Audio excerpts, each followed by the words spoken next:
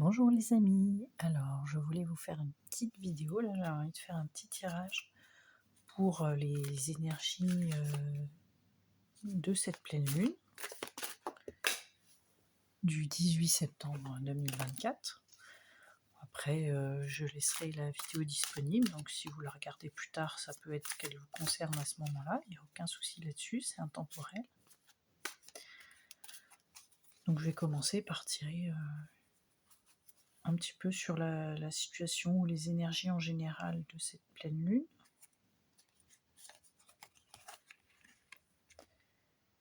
Ensuite, les difficultés ou les obstacles ou les petits défis qu'on peut avoir voilà,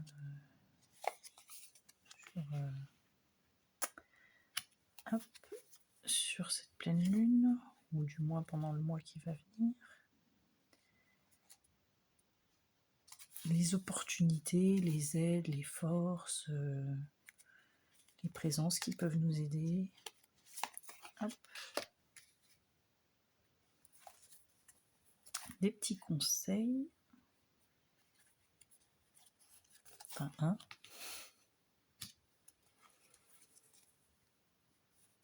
Et donc un peu l'objectif, ce à quoi on peut s'attendre de cette pleine lune. Voilà. Alors, qu'est-ce qu'on a? Donc on a le 6 de denier, avec une jolie balance pour équilibrer un petit peu tout ça. Moi j'y vois un petit peu l'équilibre entre donner et recevoir aussi.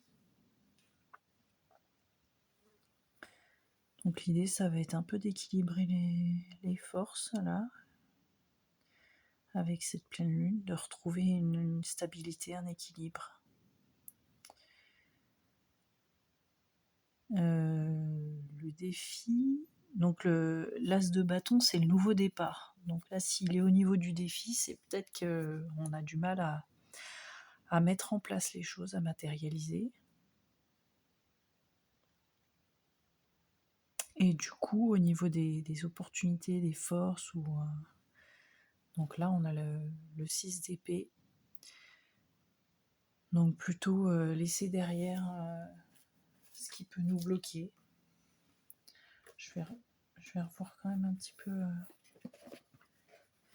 les explications du livret pour plus de détails sur le 6 d'épée.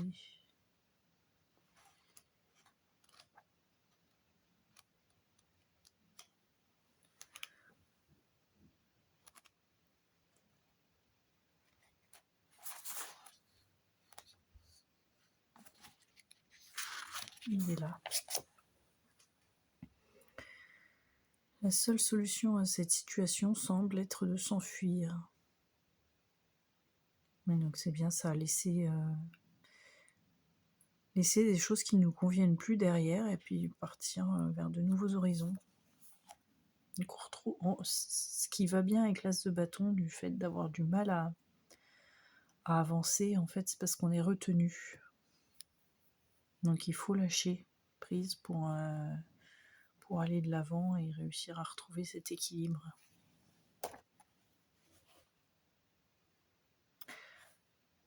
Donc le conseil de la reine de denier.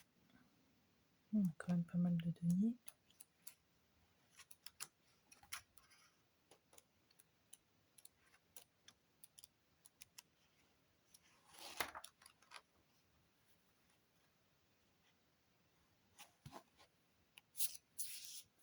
Je vais quand même refaire un point sur la 6 de denier.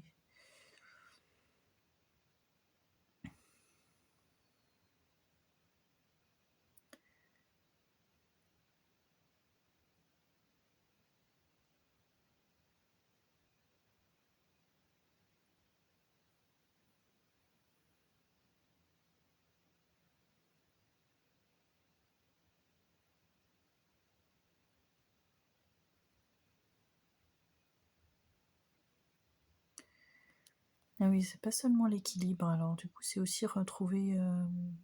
Enfin, c'est aussi... Donc c'est donner, hein, mais c'est aussi donner... J'ai généreusement sans attendre en retour non plus, enfin de manière désintéressée. C'est vraiment partager les choses. Ne pas se croire au-dessus des autres. Enfin, moi je le sens comme ça aussi quand même. Alors, on disait pour la reine de denier, au niveau du conseil, créez autant de confort et de beauté que possible dans votre monde et prêtez attention aux plus petits détails.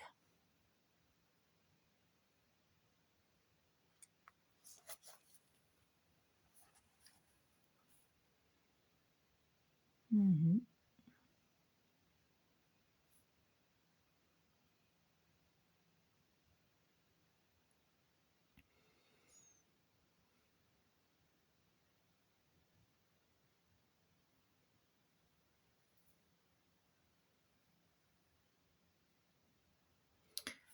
Donc en fait, la manière d'offrir, de donner et de partager, c'est vraiment de partager aussi notre beauté intérieure.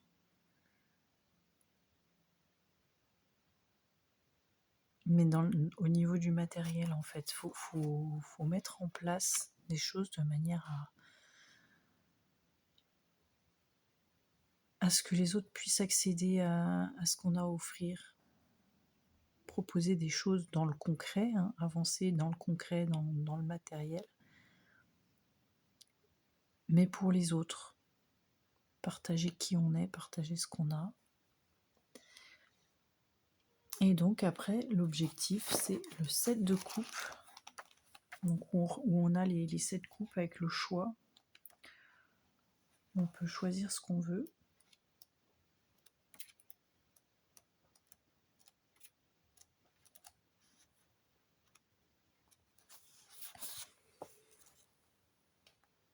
Donc là, vous avez la chance d'avoir le choix, ce qui peut parfois ressembler à une malédiction car vous ne pouvez pas tout avoir.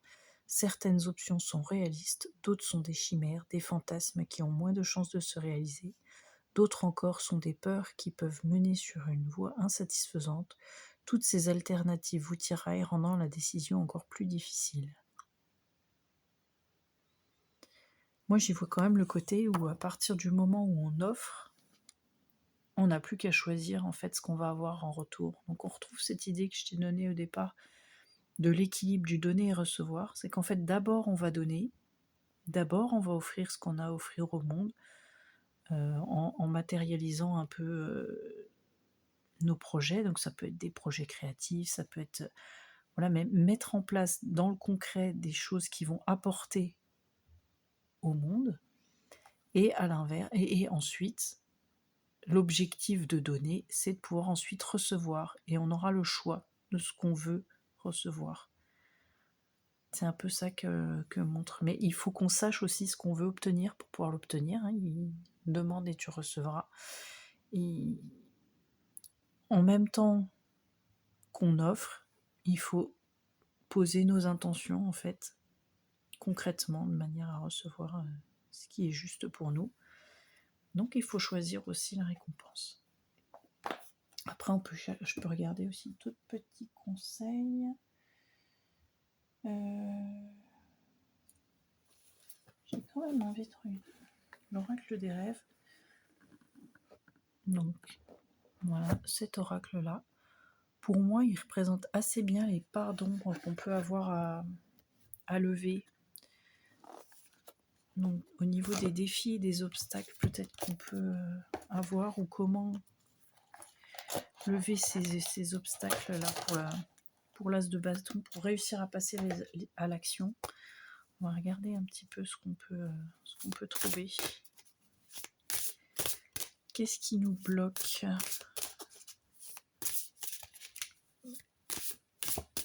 pour ce nouveau projet-là? Parce que c'est un beau projet qui est aligné, hein, mais qu'on n'arrive pas à mettre en place.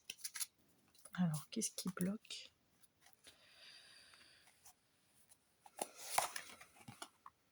Le labyrinthe.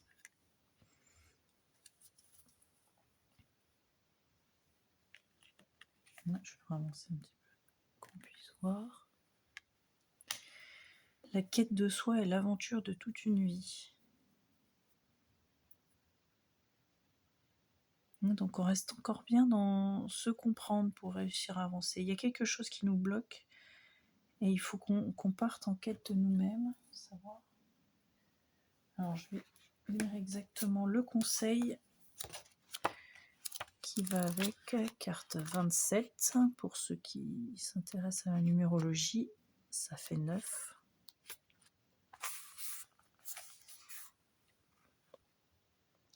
Comme Alice à la recherche de son lapin blanc, vous êtes toujours à la recherche de quelque chose. Dans vos rêves, vous êtes perdu, vous tournez en boucle, vous cherchez la porte de sortie, vous déménagez, changez de coupe de cheveux, vous cherchez encore et encore. Votre intuition nocturne révèle que vous êtes à la recherche de votre chemin. Cette carte vous invite à prendre conscience de l'intériorité de ce que vous cherchez. La quête de soi est une recherche d'harmonie.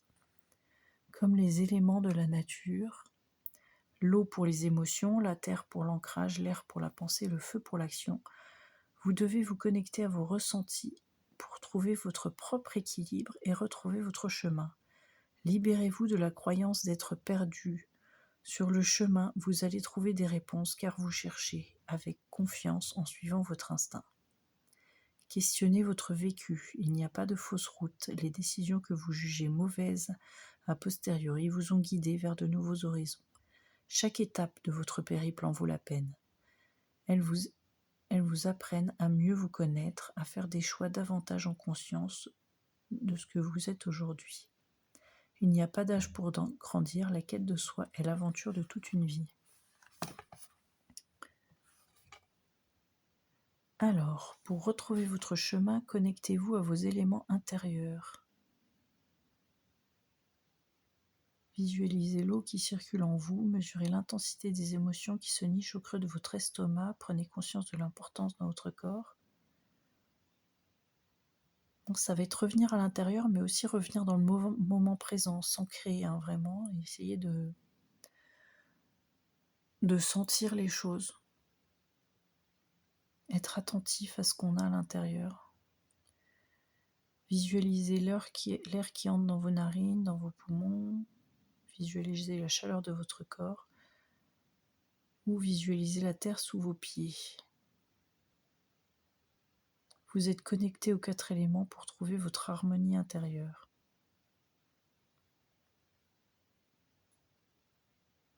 Là, il va vraiment falloir se reconnecter à son corps. Peut-être qu'on peut regarder un message du corps, alors si c'est pour se connecter à son corps.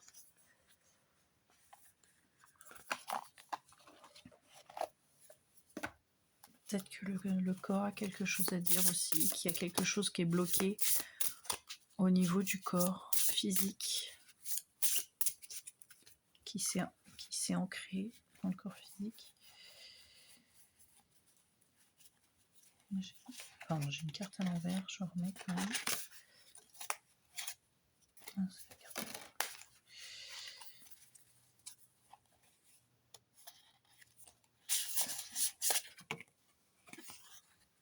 Prise de tête.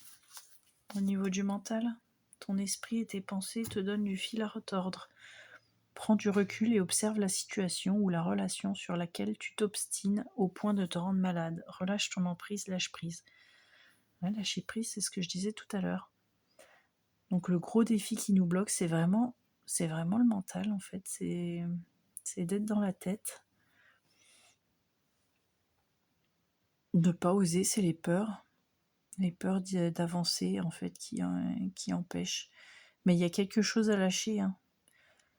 Là, prendre du recul, observe la situation, relâche ton emprise, et juste à côté, on a la carte qui dit de laisser dans le passé et d'avancer, quoi. Donc, il y a une situation comme ça qui reste en tête et qui empêche d'avancer.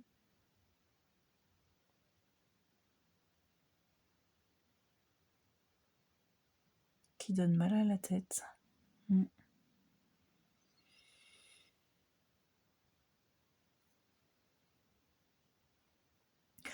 Et donc pour lâcher prise, le meilleur moyen, c'est de s'ancrer dans le moment présent, de retourner, sentir son corps, s'intéresser à ce qui est au moment présent, donc prendre le temps, effectivement, la méditation peut être une bonne méthode. Mais pas que, hein, ça peut être aller prendre l'air et puis voilà, se concentrer sur ce qu'on voit, les arbres, le vent, vraiment se reconcentrer effectivement sur ces éléments, sur ses sens, sur le moment présent en fait, et pas rester du coup dans son mental, dans sa tête à ressasser les choses qui nous empêchent d'avancer et foncer quoi. Parce qu'il y a quand même des belles choses à la clé.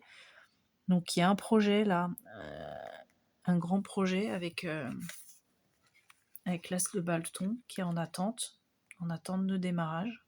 Un beau projet, bien aligné. Mais là, voilà, faut rééquilibrer. Faut offrir au monde ce qu'on a à offrir pour pouvoir ensuite recevoir. Mais c'est prêt, hein, l'univers, il attend que ça, qu'on démarre notre projet. Voilà, voilà. On peut peut-être prendre un petit conseil des animaux aussi, pour terminer.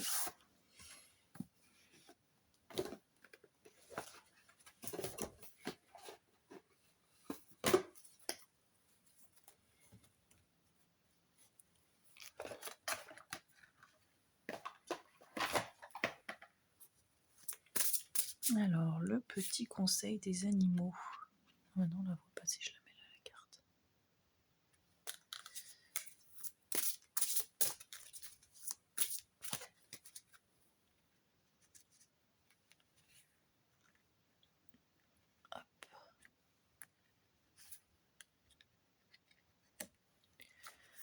Le petit conseil des animaux.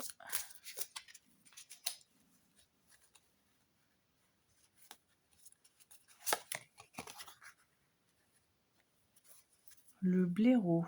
Soyez intrépide et audacieux. Ah ben, on va en revenir en fait d'avancer, hein, de se lancer. Le chiffre 4, le chiffre de la stabilité aussi.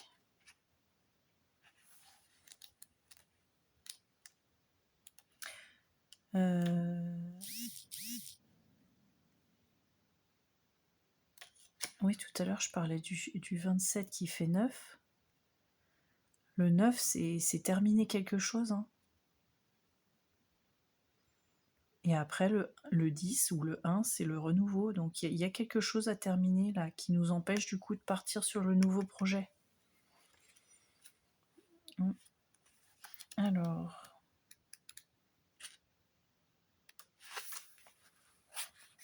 et d'aller vers quelque chose de stable. Le petit conseil du blaireau. L'esprit du blaireau se réjouit de votre persévérance et de votre engagement en faveur de ce qui est juste pour vous.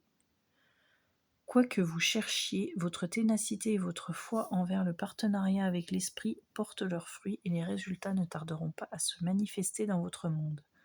Le cadeau de l'esprit du blaireau est la garantie qu'en prenant un risque et en étant courageux, intrépide et audacieux, vous obtiendrez de merveilleux résultats.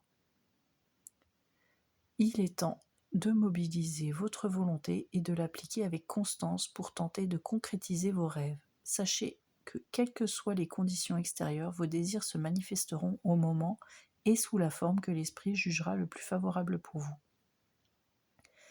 L'esprit du blaireau dit que vous avez toutes les qualités pour obtenir ce que vous souhaitez, alors affirmez-vous, soyez intrépide et audacieux et répandez votre lumière dans le monde.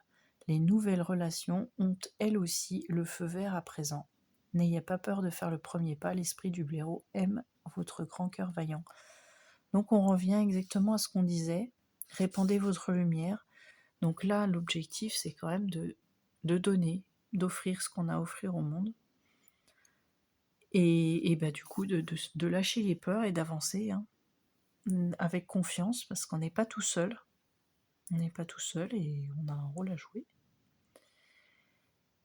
Et ça nous permettra ensuite de recevoir tout ce que l'univers a à nous offrir. Voilà le message que j'avais pour vous aujourd'hui. Et ben, belle pleine lune à tous. Au revoir.